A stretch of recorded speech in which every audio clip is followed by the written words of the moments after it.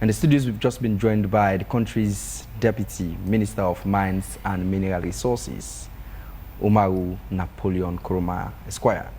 The Deputy Minister is here to talk about the importance of the Sierra Leone Mining Week 2025, which will commence from April 8th to the 12th this year at the Freetown International Conference Hall, Aberdeen in Freetown.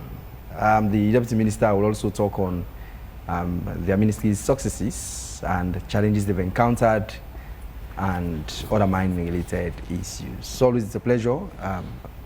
Umar Napoleon Koroma, it's a pleasure having you. Good morning. Good morning. Thank you for having me this morning. Good morning, Phoebe. Let's start off on a very soft note. Take us through the significance of the mining week. Yeah, thank you very much.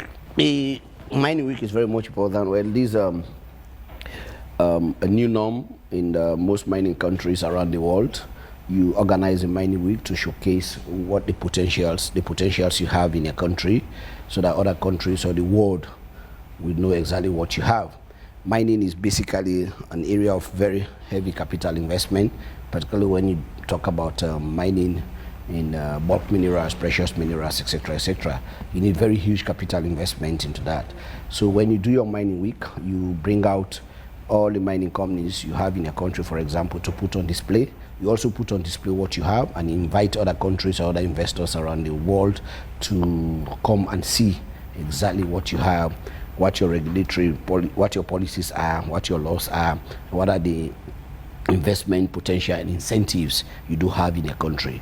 By so doing, you have the chance of attracting further direct investment into the mining sector. We did this couple of years ago, which was organized by the NMA, National Mineral Agency, and the Ministry of Mines. We did it, and it was a success. But this year is very much unique because this year mining week, we're going to do it together with we are hosting what we call the African Diamond Producers Association, ADPA.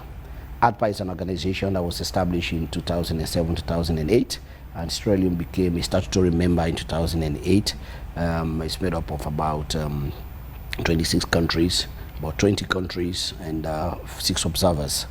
ADPA is an umbrella organization for all African diamond producers countries that speaks on behalf of African diamond producers, how the industry is regulated, how the industry is managed, how we follow the trail, the value chain of our diamonds which we produce on the continent of Africa and we export to the manufacturing countries. So ADPA speaks on behalf of African countries, and Sierra Leone, as a member, will be taking over the chairmanship of the organization this year. And on this same event, we're starting on the 8th, we're bringing to Sierra Leone about almost 18 African ministers of mines. As we speak now, 13 have duly signed up to attend the conference at the Bintu Mining Conference Hall, starting from the 8th.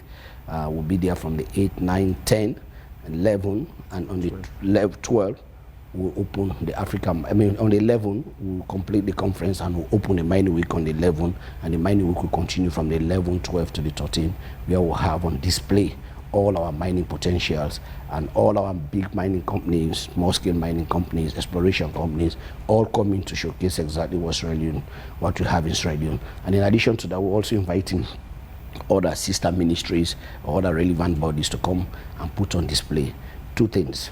Though we have an international audience, other African ministers of mines are going to be here from South Africa, Namibia, Tanzania, Cameroon, etc., etc., many of them. So they'll all be there with their delegation. So they will also have that opportunity on the last day when we're launching our mining week, which we are hoping that the president will be in attendance to launch officially for us. Then they will see exactly what we are made up of. And over the years, after we did our airborne geophysical survey, we were able to discover additional minerals in the Republic of Sierra Leone. We put all of that on display, and hopefully we have invited colleagues from around the world, big mining companies who sent out letters of invitation, and they've signed up that they will be attending. So when they come, we'll have a face-to-face discussion, and there's also be an opportunity for interactions for those who are involved in the provision of other services within the mining sector. Like we are doing mining, there are people who are involved in the actual mining, there are people who are doing equipment supply, there are people who are supplying issues of explosives and so many other things. They have the opportunity to interact even those who are supplying the fuel, those who are supplying the other commodities to the mining sector, they'll all be on display, and there'll have be that interaction and a good networking for the sector. Sierra Leone still remains a resource-rich country with significant amounts of minerals that are found, rare minerals that are found in many other parts of the world. You spoke of adding value to the minerals we have in the country. Where are we in terms of value addition on the rich mineral states Sierra Leone holds? Yeah, thank you very much. That's a very important one. We'll be speaking about the availability of minerals in our country from time immemorial when we were kids. But the availability of the natural resources alone do not actually bring in the prosperity we're looking for. It's the extraction, manufacturing of those minerals we do have in our country. We as a country do not have the expertise, the technology, etc., etc. So that's why always we seek FDI, foreign direct investment, to come in. But be that as it may, the issue about value addition has been a new norm as well within the African continent. For the last 2 years, I mean, last 1.5 years, when I joined the ministry, I've attended a couple of conferences. And in all of those conferences, we've stood up and spoke about the issue of value addition on the continent of Africa. In one of the conferences, we coined the word about the issue about the era of dig and ship should be over on the continent of Africa. So we've been pushing that at the African level. We met at the West Africa Mining Conference in Benin and later went to Nigeria, wherein we said, as for example, on the West African front, we need to have a policy. We need to harmonize our policies so that we'll put policies together and say, on the continent of Africa, if I have bauxite, we have bauxite, Guinea has bauxite, we have iron ore, Guinea do. So other countries that do have bauxite, for example, if we all say, we come and say, we can only grant our bauxite license if you agree or sign up to manufacture the bauxite in our country. So if we have that policy for all West African countries, so if you come to Sierra Leone, we tell you that, you say, no, I'm not going to do it. You go to Guinea, it's the same. You go to Ghana, it's the same. You go to Nigeria, it's the same. They will have a chance of sticking with one particular country. But if we don't harmonize, for example, if we say we are not going to grant a license and somebody goes to Guinea, Guinea does not have that kind of policy, they will leave you and go there. So you will still have your mineral stock under the ground, whilst other countries are exploiting and benefiting from it. So we'll be speaking about those harmonization of policy at that level. And even at taking it from the West African level, we met in Geneva last year as well, on a V mining conference. We are in Africa countries, all came together and said, can we develop a policy, a continental policy on this issue? We need support from the bigger country to say, we are going to ensure that we transition. Those who will be mining, say, you come, we give you the license, you mine for 1 year, 2 years, the third to fourth year, you start transitioning gradually to value addition. So for example, if you start to mine the bauxite today, you export for 1 or 2 years, in the third year, I want you to start transforming bauxite into alumina, and the final stage going towards aluminium. So you transform it first, and later you take it. The same with iron. So when we started talking about that, the question about energy came in.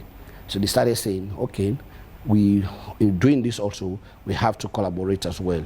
Do we have the energy, the availability of the energy to feed into those industries for those transformation? And it will require very huge energy sources to transform those minerals into the final product. When you talk about iron ore, talk about bauxite, diamonds, etc., cotton polishing, huge energy sector. So which is why there's been a collaborative approach. We'll also be speaking to the energy sector to say, let's have the energy sources. If we do have the energy sources, then they can feed into those mining industry for them to produce the necessary energy needed for the transformation of those resources into finished or final product. So this is something we'll be speaking out with, and I must tell you, we're making progress.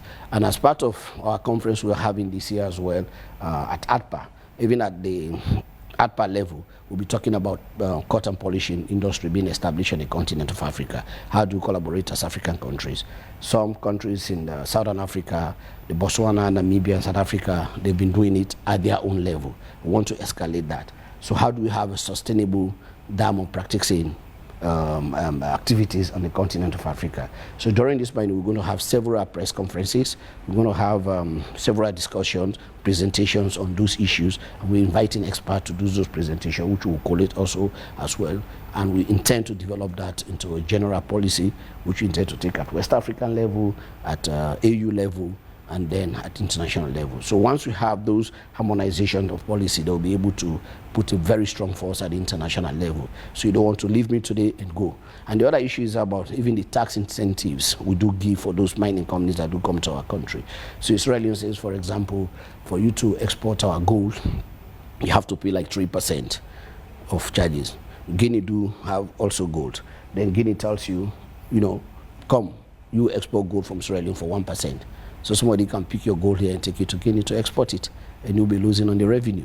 So that's why it's very much necessary to do the harmonization, which is very, very much important. These are things we'll be speaking to, and we are pushing for very seriously on the continent. As we speak currently, how many natural resources, minerals, do we have in Sierra Leone? How many does Sierra Leone account for? Yeah, well, the usual suspects are there, I'll tell you off-head, but there are many. We're still doing exploration. We have the geological department, and as I speak, we have our people in the field still searching. But the normal ones we do have, before, it was only gold, diamond, iron ore, and bauxite. Those were all known. They started mining those ones from colonial period. And in recent times, after we did our geophysical survey, we came across some deposits of lithium around the country. And we have rutile, which has been there for a very long time. And recently we have the HMCs, the heavy mineral sands. These are heavy mineral concentrate of black sand that has ilmenite, monazite, and zircon all put together. And we have small-scale mining companies who will also be coming and doing export into some of those areas. And we do have people who will be sending in application that they want to do exploration for tin, for example, copper, for example. So those processes, as I speak to you, are ongoing, and we're expecting some of those discoveries to be made.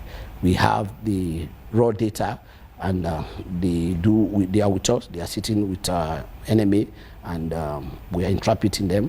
And we do have exploration is something also that is very, very much capital intensive, because the availability, you can say, I have a deposit of this mineral here. Then you need now to drill further to see where they are exactly, what is the quantity, is it of commercial value or is it not of commercial value. So we need to establish what the commercial viability of some of these minerals we've picked up, snipers of them being scattered around the country. So exploration is something very, very much whatsoever, and the resources are available to government. Government can do its own exploration and develop those resource base to say these are the resources we do have. But we also rely largely on either foreign direct investment or private capital to come and do those drilling and see. Even in terms of gold, we do have a lot of small-scale gold mining companies around. It's recently we've been having large-scale mining gold. When even that, the two big ones, they are still in the development stage, like the FG Gold. It took a company to drill further down, huge drilling, which they've been doing for the past 2 years, to actually be able to discover the potential we do have in that area. That area was concession to several companies many, many years back. They will come, maybe they will do few surface drilling, and they say, no, we don't have anything, they will go. It kept coming. But this company came and said, okay, let's drill further. They put a lot of money, very huge money, drill, and they finally met the potential. We have another one going on in Kano, and there are several other areas in the north, etc., etc. So once we have those companies who are interested and who are doing the proper drilling, we'll be able to know the actual resource availability. They'll be able to issue the large-scale mining licenses to them, and that's where the actual benefit comes in terms of resources coming to the government. As we speak in country, Sierra Leone has had some issues here and there with some mining companies in the country, whether it's environmental degradation in certain areas where there's a negative impact on the environment from mining activities, to some of the mining companies like Koidu Holdings going back and forth with the Ministry of Labour. As we try to attract more companies to come into Sierra Leone, into the mining sector, how have we put our house in order to ensure that some of these experiences we've encountered, some of the problems we've identified in this sector, are being solved before we even bring in new investors in the country, so we don't keep dwelling on the same situation? Well, even yesterday we receive people who are expressing interest to mining Israeli. They always come. But let me tell you, the mining sector is a very diverse area. We deal with regulatory issues relating to the mining sector. We give them the license and we regulate them. But in our act, if you look at our act, for example, we've incited certain provisions to say, for you to be issued a license, for example, to mine, whether small scale, large scale, exploration, etc., you have to first of all do what you call your environmental impact assessment. After you've done your land acquisition, you've negotiated with the company, etc., etc., you go there. We are not involved in that. You have to go to the the EPA, Environmental Protection Agency. You get your experts, they go there, they do all the analysis to say your mining activity is not supposed to affect the environment. It's not supposed to disturb our environment. You have to bring in that certificate. That's the theoretical aspect of it. But the practical reality is there are certain environments. Take, for example, even in Kono, there are certain areas where even when you go there, forget the fact, without even the expertise of being an environmentalist, once you arrive at some of these locations, you begin to see the negative impact of the mining activities. So there's the theoretical aspect of what ought to be, then there's the practical aspect of what is currently obtaining. It is not theoretical, it's practical. We don't issue a license to any company if you don't come. We are not the experts in the environment. We don't issue a license to any mining company if you don't give us an EIA certificate to tell us that your activity will not impact the environment. You pay for it and you are being monitored by the environmental impact assessment, by the EPA. The EPA monitors. If EPA come back to us and say this mining company is affecting the environment, it's a ground, if you look at our act, for us to cancel your license if you don't go by what you've stated in the environmental impact assessment license. So it's your ministry that regulates mining activities? The operations of the mining company. Operations. So from your ministry's perspective, what's the situation with Koidu Holdings? That was how I was coming. Like I said, it's a diverse industry. When you give you a license, you go in, you employ people to work for you. When people are working for you, it becomes a labor issue. Ministry of Labor is involved and other interested parties are also involved. So when you're dealing with your workers and everything, that's purely labor issue. It does not fall within our purview. But it becomes an issue with us. Like for example, Koidu Holdings, they've written to us as a ministry. They've sent to the Minister of Mine under the provisions of our act that they want to go into care and maintenance. We received the letter and we're analyzing it, and we're engaging them as I speak to you in the view of finding a solution to that. But the Labour Ministry, as you've been following, with the efforts of the First Lady of the Republic of Sierra Leone, they engage very seriously to find an amicable solution. But was that the role of the First Lady when there is a ministry that does regulate the activities and operations of mining companies? That was purely labor issues, like I said. Okay. If they breach any regulatory aspect for which their license were granted, when you take a look at a mining license, if you have a copy, I can send a copy, look at you. We have provisions stated in your mining license to say we are granted this license contingent upon A, B, C, D. You have to comply with those provisions. Labor issues is not one of the provisions upon which we grant you, because you have to determine who you employ, how you employ them, how you relate to them. That's purely within your purview. So when those issues come up, we have the Ministry of Labor and Industrial Relations. They come in, which is why when the workers had issues, they went to the Ministry of Labor. And the Ministry of Labor did come in to find a solution. And affirmative action, the First Lady came in as a citizen, a very good citizen of the Republic of Australia, to say, let's engage and find a solution. Remember in a statement, they had several engagements behind the scene even before the issue came to the forefront. But as I speak, that issue we're dealing with it. Now that the letter has come to us, the company, that's where our regulatory aspect comes in. They have to write to the Ministry of Mines, informing us that as a result of, we foresee some danger to the company. If we go back to work immediately, so we have to do care and maintenance, because the kind of mining they're doing, if it has taken a couple of days or weeks, we've not engaged them, we've not done repairs to certain areas, we don't want to put the lives of anybody into danger. So we want to do some care and maintenance. So as I speak to you, we're engaging on that level. And once we completed with our engagement, we'll make it very much public. So we respect and appreciate the involvement of all different sectors within the mining sector as well. We are not the only people dealing with those mining companies, because else we'll say, we'll give you a license, they will state how you employ, who will state who you employ, when you employ them. But that's not within our own purview, definitely. But when it comes now that they've said they've gone into care and maintenance, that falls within our purview. You have to tell us why, and we have to investigate. If indeed it's within the provisions of our act, then we will continue the engagement from there. How does the ministry react to issues of illegal mining activities across the country? Illegal mining activity is a very serious issue for us, illegal and illicit mining, because we've made it very, very much clear. There are several provisions of granting licenses. Government said in our mines and minerals, we do start from artisanal mining license, for example. We say we'll give you an artisanal mining license, which is purely for the local people to say, if you want to, if you know there is some minerals where you want to look for gold or diamond or whatsoever, come and apply for a license. When you apply for a license, we have you on our cadastre. We know you're here. You'll be monitored by our mines monitors, which do have station in our district, in our regional headquarter towns. Then, if you want small-scale license, etc., all the levels of licenses will do grant. But I tell you, in most of the time, in very remote areas, where it's very more difficult to access, either by vehicle, by even motorbikes, etc., etc. People go sometimes in deep of the forest, you see, sometimes where you have these water sources, and they start digging far away from the view of security forces. As soon as we are informed, we'll send in our team there. By the time we get there, they are running away. You see them using dredges on those rivers, etc., which are not licensed, which the ministry would never, not the environment, not the Ministry of Health, ever grant license to them. Very, very much unpatriotic people, criminals, I must call them. They will go there into those deep forests, start digging, putting down the trees and digging for mineral. As soon as we get this information, we do go there.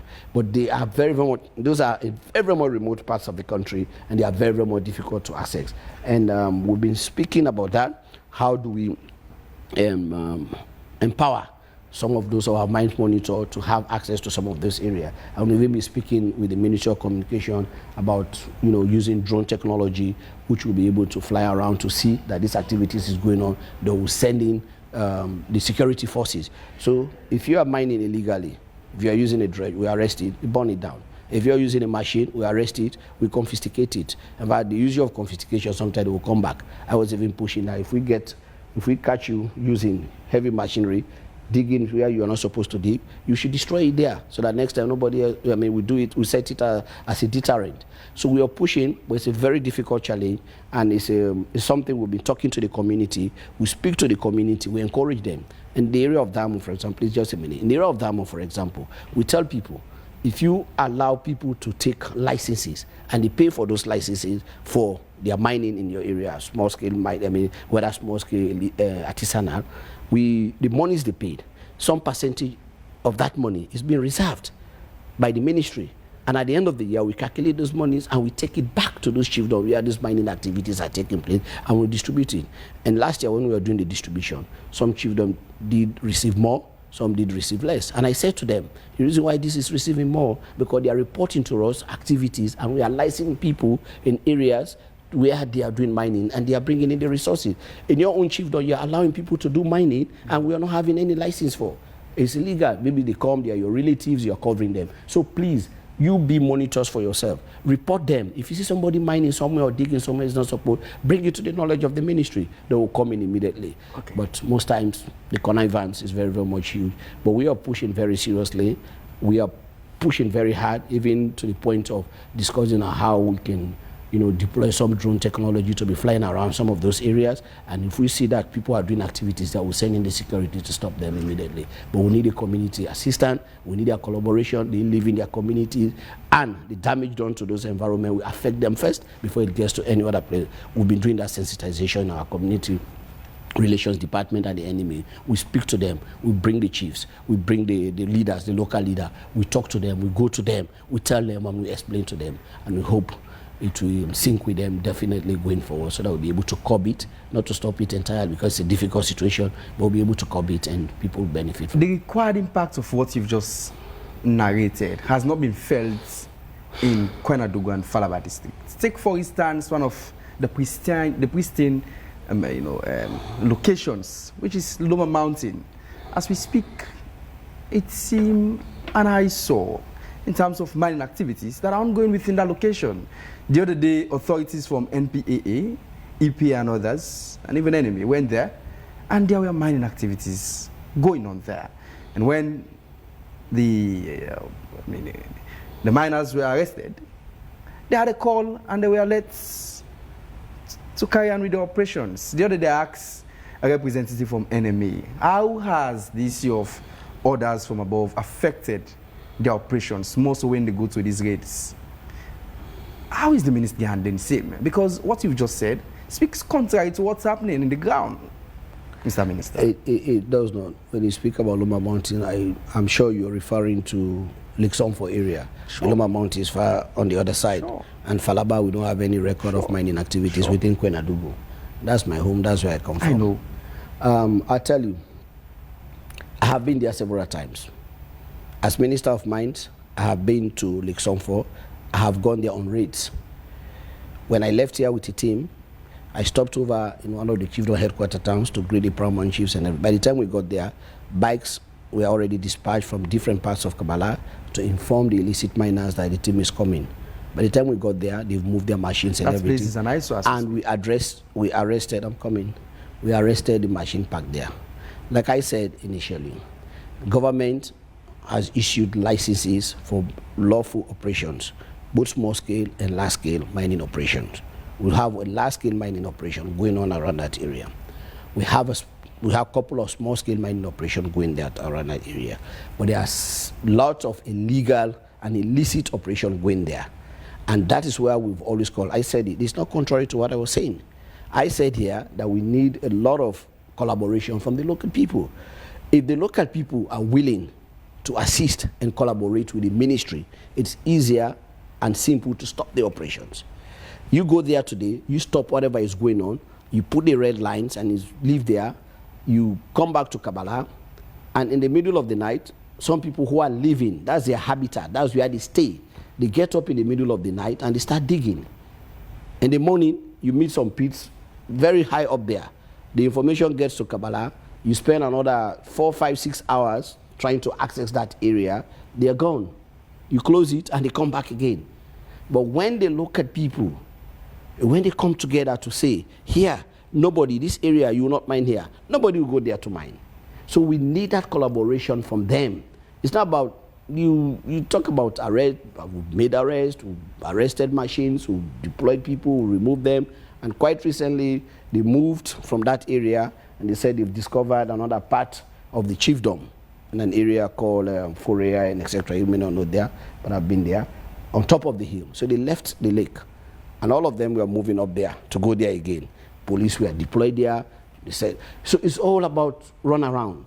But what we need and what we are advocating for and what we've been talking to them for is about them understanding the importance of protecting those environments for themselves first, because they are living there. The first impact will be felt by them before it gets to the country or to the world. So we speak to them every day. So with or without licenses being issued to them, they do there. Our mines monitor based in Kabbalah, the monitors we do have there, every day they're receiving call. By the time they get there, you will meet the pits there, but you will not meet any individual there. You close it and they are coming there again. Except you want to do a whole deployment maybe of a military or security deployment permanently, then probably nobody will come there again. But you live there, you go there today, you do the race, and you come there. But we've been talking to the community. Last couple of weeks ago, it became so serious, and we have to invite local leaders, including the paramount chief and even the indigents. They all came together and said, enough is enough. We have to stop this area. There are areas called Tinkifarana, Sengbeya, and some other areas. And as I speak to you, in recent times, except somebody has to take the old pictures of the old pits to share it again. But in recent times, I must say, since they moved away, we've not received any report again on new pits being dug.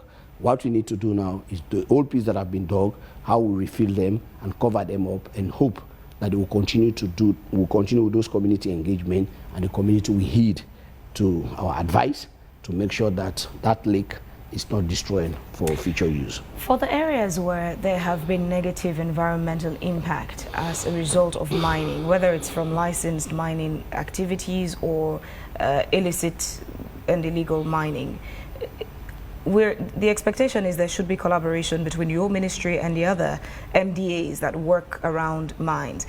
What are the plans to get those areas back to, if not what they were, but to an environmentally safe condition? Okay, so for the license mining, part of their license condition is land reclamation. When you do your programming for mining, you give us your mine plan. How many years are you going to mine for? What is your plan for land reclamation? How do you intend to reclaim those lands, as we'll be seeing happening in the Ruta area? When they mine, they have to fill again the holes and etc. So for those ones, there are clear regulations. So if you are licensed to mine in this area, when your life of mine expires, you have to. There are resources for that to do it. For those areas where we have illicit mining, we've been working with partner organizations around the world to source resources, and the World Bank came in a year or two ago. We are still developing that project in terms of land reclamation. How do we go back to those communities where those illicit minings and have occurred for so many years? How do we fill those pits back again using the very communities that are responsible for that? That project, we are developing it, and it will still come to fruition, and we'll start that. But that's why we insist on people having license. Of course, when you talk about mining, it's about digging, felling of trees. It will definitely have its own, but that's why the EPA will do the assessment. Is this activity too inimical to our existence? If it is, they will not grant you the license. But they will say, okay, this will not affect us in the way we expect it, so grant you the license. When you dig, when you're completed, you reclaim. And even when now we are talking to even the large-scale mining companies around, if you have a large stretch of mining area, some areas you're not mining, engage in agriculture. Or some areas you've dug already, you can refill again and do some agricultural activities, either by planting cash crops or some other things you want to do there, so that we'll be able to keep the environment friendly. So when you do have licenses, the conditions of your license is clearly stated. Land reclamation is part of it. If you read the act, it is the area of the illicit mining. That's the responsibility of government, and that's where we're finding the resources to make sure that those holes that have been dug for so many years, they're as deep as whatever you can imagine. We have to go back again and feed them so that we don't keep seeing those pictures on social media. We've had our back and forths with some mining companies in the country. Yeah. What are our lessons learned as a country, and how are we correcting them as we move forward to try to invite more mining companies to come into the country? That comes from our act and our regulations. We, for so many years, the history of mining, very little regulation. The APRC came with a decree, and 2009 we were able to develop the first Mines and Minerals Act of 2009. We looked at it a couple of years ago. We said it did not reflect the modern needs of mining when it comes to environmental protection and some other areas. So by 2020, 2021, the process started for the renewal of the Mines and Minerals Act of 2009. So in 2022, the Mines and Minerals Development Act, it was not only Mines and Minerals Act anymore, it was a Mines and Minerals Development Act. So development was added to it, because we said the President had promised in his manifesto that he's going to make sure we benefit from our minerals, and our minerals should count also for our development. So which is why we inserted provisions in that act to ensure that we are able to realize the benefit. So for example, in that act, the Mines and Mineral Development, we have several issues. We have what we call the Community Development Agreement. With the large-scale mining company, or small-scale mining, you have to go to the community, you have to sign an agreement to say, when I come here to mine, I'm going to make sure that I leave your lives better than the way I met it when I came here. So you sign in that agreement. So when you sign in that agreement, you have to provide what you call the Community Development Fund, which in the old act, it was like 0.1% or so. And now we made it to 1% of your gross. So if you export 10,000 units gross, you pay 1% of that 10,000 units to the mining community under the Community Development Fund. Those money should be used for the community to develop, to put into several development projects. And apart from that, we also put in that what you call the District Mining Fund. In that District Mining Fund, from district where mining activities taking place, whatever resources, revenue they are paying, government is retaining some of this money, and we'll take that money again to put it for the development of those districts. So those are all provided for. And in that act as well, before exploration, you can go into exploration. But now we said, even for exploration, you first go, you do your environmental impact assessment, because they say, we are not digging, we're just moving around to check. We say, no. Before ever we give you the exploration license, we have to know whether it will affect the environment or not. We put it in that act. So what we are not doing is to ensure that all those who are within our license area are in full compliance with the provisions of this law, and we monitor them on a regular basis. We make sure that they're in compliance. If they are not, and we receive report, we do write to them. And it's a ground, if you fail to comply with those provisions, it's a ground for us to suspend your license or even to cancel your license. We've canceled a couple of licenses, going through the process. We recommend to the MEB, and the MEB will recommend to the minister, and the license will be cancelled and given to the next deserving person. So it's a human thing. We keep pushing it, and we keep reminding them. We've made our provision, our act, very, very much transparent. If you go to the NMA website, you go to the Mines and Mineral, our ministry's website, we have all our regulations there. We have all our processes as to how you can acquire a license. So it's a very transparent process, and people do see. And when you look at our mining cadastre, we know all where mining activities are going on, who is doing what and who is not doing something. So as soon as we get that, we do. And we have our mines monitors. We do have our mines monitors right across the country. We send them to this mining company to ensure that they are complying. But not that, again, you cannot rule out the human thing. You know, the human being. Speaking of that human thing, we spoke about value addition much earlier in the conversation, yes. But there seemed to be a missed opportunity somewhere.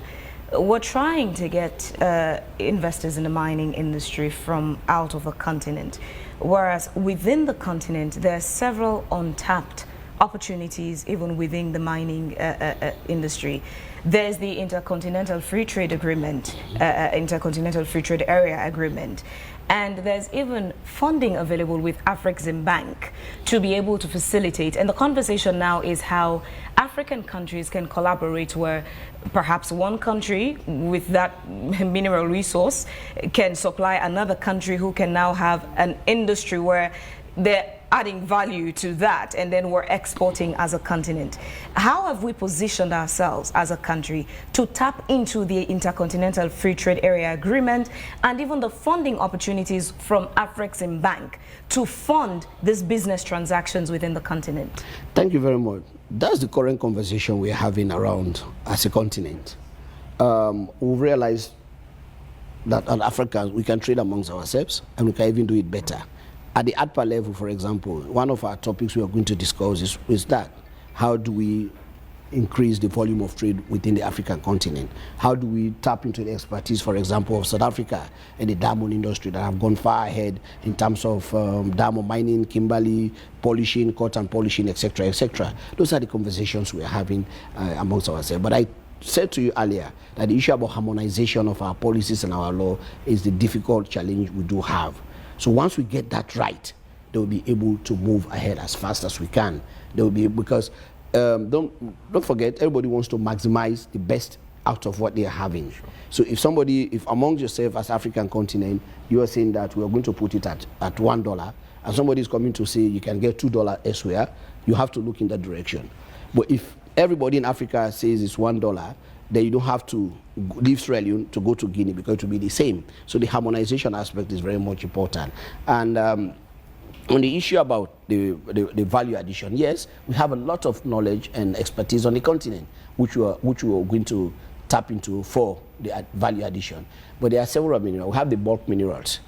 We have the precious minerals, the diamond, the gold, etc., those precious minerals. The bulk mineral, the bauxite, the iron ore, those are done in large volume. And to transform, for example, our ore material here into iron, which you and I consume through iron rods and some other metals, is a very long and difficult process, and which require the energy availability. And as I said, we're also collaborating. So once we have enough energy sources, they will now come and say, no, don't tell us that we don't have the energy on the continent. We have it here.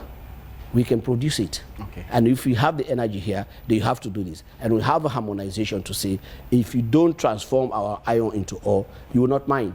You go to Guinea, Guinea tells you the same. You go to Ghana, they tell you the same. You go everywhere, you say, okay, let me stay in Sierra Leone. It's easier for me, I can export so easily and everything.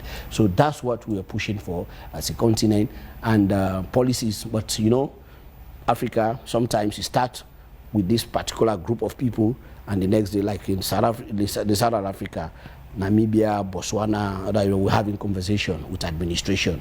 We had change of administration. The new administration that have come in, we're going to have to start to engage again, all over again, to start to see what their views are about the issues we're discussing. Okay, Mr. Minister, let's look at negotiation of fiscal terms. Yeah. Negotiation of fiscal terms. Okay. And as much as all of these efforts are aimed at ensuring that Sierra Leone is being positioned at the helm of things, but again, many people have the view that we have, as a country, we have acute constraints in terms of capacity of those who negotiate. Most times when fracas do occur in disagreements, when most of these companies go into administration, you hear people say, well, even the negotiators who even negotiate these terms or whatsoever. How true is that belief of many people that, yes, indeed, we have acute constraints in terms of the manner at which we negotiate most of these? I said earlier about the terms. Diversity in the mining sector, the diversification. The fiscal regime is purely within the purview of the Ministry of Finance. We don't deal with the fiscal regime at all. We tell you, we have this mineral. It is available here. Yeah, you can get it if you go there. When it comes to the fiscal regime, in terms of the tax negotiations and everything, the people of the Ministry of Finance will rely on them heavily. Does the ministry advise? Yeah, so when these agreements are drafted, they come in to give us the advice. They will say, we have to give this incentive. If we give this incentive, it will allow that company to invest. That company, when they invest, they will employ so amount of people, they will pay this kind of tax, they will pay this kind of tax, and that will boost the economy. So when we get that advice from them, we don't go against that. So the fiscal regime is purely being negotiated by the minister. If they tell us today that in our agreement to say, no, this company, this cannot be granted, we don't have that authority to say, put it there. No, it is not. So we go strictly by what our act says, that for you to get your license for large scale is going to be 1.77 square kilometer. It's going to be 2 square kilometers, etc. We put that on our mining cadastre. We ensure that they are not within protected area. We ensure that they are not disturbing ABC based on the information we've received from the environment and other area. When it comes to the fiscal regime, that is the expertise of the Ministry of Finance, and we rely on them on their advice. So once they tell us that you can do this waiver, you can do this, you can do this, then it comes into the agreement. If they say no, it does not come into the agreement at all. But like you rightly said, the negotiation aspect is a very difficult one, and we do our best, we fight our best as we can, but then comes again, what we do have in Sierra Leone, they are available in many other countries around the world. It's not only Sierra Leone that do have all these minerals. Yeah, and those foreign direct investment, they don't wait for anyone. So these investors will come. Mostly, they come with the idea of maximizing profits. That's the main idea. So they come to say, if you cannot give me this waiver, I can get it in Guinea. I can get it in Liberia, where they have iron ore as well. I can get it in Ghana, where they have bauxite, etc., etc. So Israel cannot give me this. Then you look at what the Ghanaians are saying, what the Guineans are saying. You realize that their own regime is like this. You want the investment as well. You want them to be around, because the mineral stock in the ground for thousands of years will not benefit you, except it's being extracted. Some of those diamonds we have, they'll be formed for millions of years under the ground. We only know that they are diamond when they're extracted, or iron ore when they're extracted. If you're under the ground, you leave it there. So if you want those extraction to come out, to get those taxes, then you look at those regime. But if the harmonization we are pushing for, first at ECOWAS level, then at the the AU level, to say wherever you go on the continent, for example, you meet the same policy on tax regimes, then you will not leave us and go anywhere. So if you come, it's 1% here, it's 1% there, if 3% there. I'll give you an example of gold. We're doing 3% on gold. 3%, that's what we were charging, for example. And then he was, okay, Israel is doing 3%, Guinea is doing 1%. So I get my gold there, find a way to get it to Guinea. Instead of paying 3%, I pay 1% in Guinea. So we are forced as a country to also drop it to 1%. So that we can, keep in terms with them, so that we ensure that our gold are not being smuggled across the continent. So harmonization of policies and law is something very, very crucial, and something that we'll be speaking to, and we hope our leaders across the ECOWAS region will accept that. And this issue about coming together as Africans, is something very historical, from the formation of Africa Unity. Instead of Africa Unity, we said Organization of Africa Unity. Now we have Africa Union, etc., etc. So once we harmonize our laws, believe you me, then we'll be able to get there. Nobody will be able to do the exploitation right across the board. Continue to stay with us as we are sharing Esther Marie Samura, who is all set in her duty to bring us a little update in sports. Marie, it's a pleasure having you this morning. Good morning.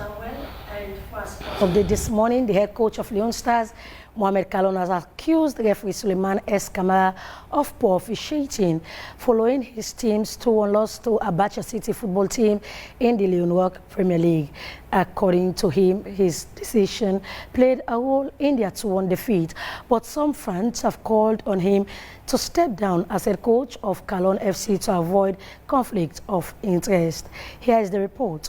Concerns over officiating standards in the Leone Premier League have become increasingly pertinent. In a social media post, Mohamed Kalon, the head coach of both Leone Stars and Kalon FC, accused referee Suleiman S. Kamara of denying his club 3 penalties following their 2-1 defeat to Abacha City FC at a approved school field. He has provided evidence on his official Facebook page. As head coach of Leone Stars, Kalon expressed that he has tried to refrain from voicing complaints about poor officiating in the ongoing league. He noted the disrespect he encountered was excessive, maintaining that match officials often avoid accountability for their wrongdoings, allowing them to influence match outcomes without consequences. It could be recalled that the Sierra Leone Football Association Referees Committee has been taking action and imposing fines on referees found guilty of poor officiating. However, club officials are expected to follow the proper channels in lodging their complaint with the SLFA Referees Committee. This protocol was not initially observed by Kalon. Some fans who commented on his post suggested that Kalon should step down as head coach of Kalon FC in order to avoid any conflict of interest. Meanwhile, sources close to the Football Association have revealed that Mohamed Kalon has now submitted a formal complaint letter to the Football Association following his social media post. Well, that's it for sports updates. Samuel and Fabian. Many thanks to you, Esther Marie Samura, for the latest update in sports. You've been in the sporting discipline for quite a while. I find it confusing as to why the head coach is also the head coach of his club team. Yeah, like you mentioned, we've not seen that precedent being set except for Mohamed Kalon, because when you're the head coach of a national team, if you have your team, you definitely relinquishes that particular position as the head coach. But when Mohamed Kalon signed the contract with the Football Federation, the National Sports Authority, they categorically made it clear that Mohamed Kalon has been given the green light to be the head coach of his team for the period of 3 months. And like some fans expressed during his social media post, it is not good for him as a coach, because this issue of conflicts of interest. Now look what is happening. Him being the head coach of Leone Stars and that of FC Kalon, when they played in the Leone Premier League, he said that they denied his team 3 penalties. Of course, you cannot deny that fact from him, but what he should have done is to have gone through the right channels, like what East Lions did when they played against Bo Rangers. They had the skirmishes of them being unfairly treated. What they did was to send an official complaint to the referees committee at the Football Federation, and what they did, they took a quick action against the referee Rashid, and he was suspended for a period of 1 month and fined as well. And I believe as head coach of Leone Stars, Mohamed Kalon, with such a caliber, what he should have done, instead of going to his social media platform and complained there, he should have just taken that particular matter to the official authorities, that is the referees committee at the Football Federation. But yesterday, from a highly profiled source at the Football Federation, he confirmed to me that after Mohamed Kalon posted on social media, he was called upon, and about 4 hours later, he officially sent complaints to the referees committee. I think that he should have done that instead of going to social media, because there is nothing that they could do on social media. Just present your findings to the referees committee and actions will be taken. Thank you so very much. Again, I was just thinking around whether there are laws that speaks to same, because the law is the law. The law is just the law. As we try to round off the conversation in this edition of the program, Napoleon, what would you say are our prospects of revenue generation from the mining industry? Yeah, there are a lot of prospects. In our new regulations, for example, we increase the large-scale mining license fee from $500,000 to $1 million for large-scale mining companies. So if we were able to attract more large-scale mining companies to our country, it means more revenue. And definitely, if we also get involved into large-scale mining operation in gold, more diamonds, etc., then the volume of export will also bring in more revenue to the country. So we are trying to attract the industry. That's why we are making the regulatory framework very, very much attractive and investment friendly for people to come in as best as they can. And which is one of the reasons why we are doing our mining week, so that we can put on display what we have and we'll answer all the questions. And I hope AYV, we are going to be there and very, very much big time. And I hope the AYV also will have a booth to display what AYV is made of at our mining exhibition. And I know some of you will be on stage as well to moderate some of the programs we're going to have there. And particularly when we are bringing our friends from the African continent, the ATPA week. It's very important because this year Australia will be taking over the chairmanship. The Ministry of Mines will be officially handed over the chairmanship of the African Diamond Producer Association. We're taking over from Zimbabwe. They've been the chairperson for 2 years and will be deputized by South Africa. South African Minister of Mines will be the deputy to the Australian Ministry of Mines at the African Diamond Producer Association. And that umbrella organization has been very, very more vocal in ensuring that we keep in life, for example, the Kimberley certification process. The Kimberley certification process was a process that was introduced by the UN to ensure that African diamond producers do benefit from the export of their diamond, when it came about as a result of this conflict diamond from Sierra Leone, Angola, DR Congo, etc. So when you do your diamonds here, you don't export it to any part of the world if you don't issue a Kimberley certification process. With that Kimberley, it shows where this diamond is coming from. So which is why even if you go steal diamond from any part of Sierra Leone, if you don't have the Kimberley process, you cannot export it. And if you export it, nobody will buy it from you. So that revenue comes to the government. So quite recently, as a result of the conflict between Russia and Ukraine, the G7 countries wanted to introduce another scheme, which they call the G7 certification scheme, which is thought it will kill the Kimberley certification process and it will be too difficult for African countries. So ADPA stood up very strongly to say no, we'll not accept that. We're still comfortable with the Kimberley certification process and we'll keep that. So when we are vice chair, I attended several of the ADPA meetings representing the minister, and we are very much vocal in that. Now Australia is taking over the chairmanship. We'll add our voice to that and we'll make Australians present felt very seriously at the international scene when it comes to speaking about diamonds, its export and its value addition on the continent of Africa. Thank you very much, Napoleon.